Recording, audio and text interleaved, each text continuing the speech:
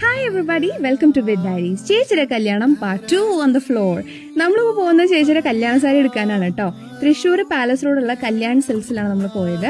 അവിടെ Raj ഖറാനയുടെ light weight സാരികളും നല്ല അടിപൊളി കളക്ഷൻ ഉണ്ടായിരുന്നു കേട്ടോ.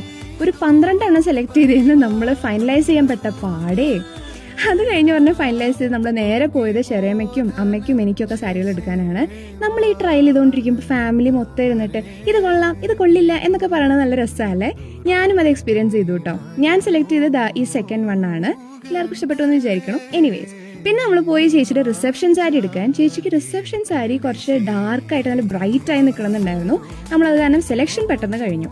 പാർവതിക്ക് മാത്രം അങ്ങോട്ട് പിടിച്ചില്ല. നമ്മൾ ഒരുപാട് ധാവണി സെറ്റ്സ് ഒന്നും നോക്കാൻ പറ്റിയില്ല. അതിന് മാത്രമുള്ള ഒരു കളക്ഷൻ അവിടെ തോന്നിയില്ല.